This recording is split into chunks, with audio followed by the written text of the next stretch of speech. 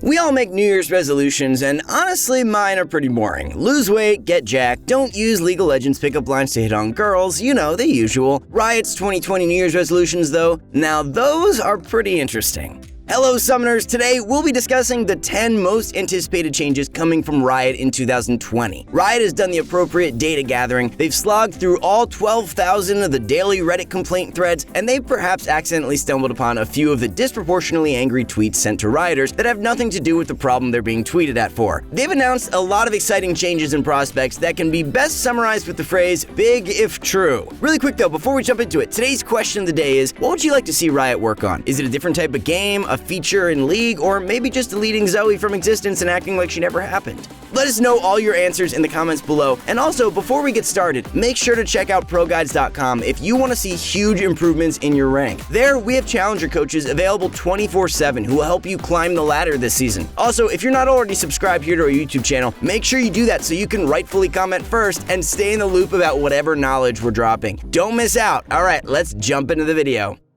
It's finally here, the change we've all been waiting for, a functioning client. Well, it's not here, but Riot's released a statement saying they'll be prioritizing fixing the client throughout 2020. Client bugs have plagued us ever since the legacy client got retired, and many people have wanted nothing more than to return to that simpler, more functioning time. A time without malfunctioning friend lists, a time where you always had access to changing your runes, and a time where clicking accept guaranteed you'd actually make it into the champ select instead of getting frozen there listening to the audio cues of champ select count down the time until you lost LP over a forced dodge. Given Riot's track record, I wouldn't expect anything noticeable in the immediate future, but at least they're working on it, and we should see some kind of improvement by the end of 2020. Hopefully while they're at it, they can work on a way to disable Eternals from showing up in our death recaps. I didn't disable Eternals in the interface because I still wanted to see them elsewhere. I want nothing to do with them. Let me block them.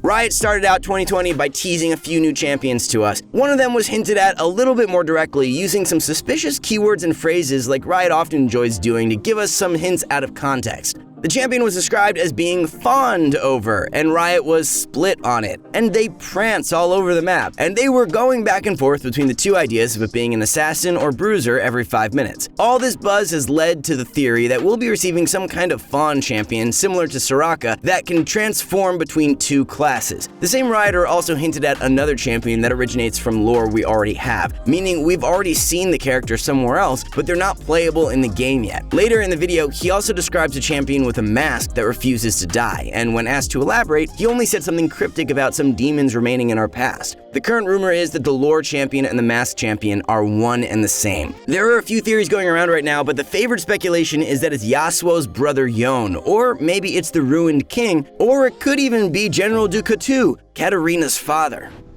For years, people have complained about a handful of champions not receiving a skin. Some champions have gone as long as 5 years even. This long wait for the fanbase of these champions is made even worse by the fact that Riot seems to taunt them with frequent skin releases for champions that more players seem to enjoy, the chief offenders of this usually being Lux and Ezreal. At the end of the day though, these champions with bigger player bases end up supporting the skins of champions with smaller player bases, with all of the money they make. Otherwise, it wouldn't be profitable for Riot to make a skin for a champion used by 12 players across the country. The good news is, Riot has announced plans to put an end to the skin drought for these champions, and their future skin releases are supposed to bundle a big money-making skin release with a few smaller ones, similar to how the new dual Lux skin is shipping with Darkstar Mordekaiser, Darkstar Xerath, and the RPG skins. They teased that we'd be getting what appears to be Elderwood Ornn, but who knows what it'll end up being.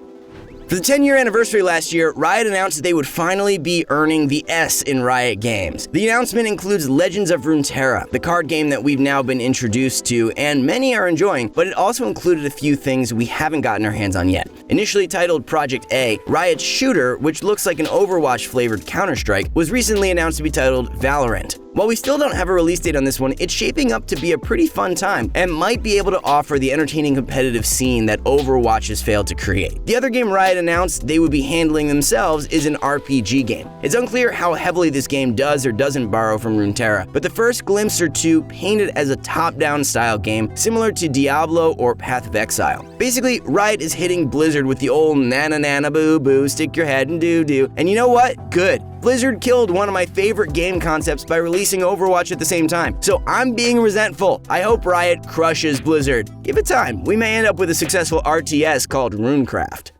Fiddlesticks and Volibear reworks have been heavily anticipated ever since the possibility was announced. When Riot put up that poll to decide who the next rework would be, it was the coolest thing that they'd done in a long time, and seeing the breakdown of the results was pretty neat too. Fiddlesticks and Volibear triumphed though, and now we eagerly await their release. Fiddlesticks is supposedly just about finished at this point, and Riot's Don't Call Me 200 plus years of experience, Lutzberg Lutz, recently commented that the Volibear rework is shaping up really nicely, and seems like he'll have a kind of AP Bruiser build available to him. Riot has assured players of both champions that they've retained as many key aspects of their kits as possible, while also modifying them enough to bring them up to date with the current standard. The pictures and videos they've released of Fiddlesticks' new animations look phenomenal, and the art for Volibear is just as amazing. I can't wait to see what they turn into.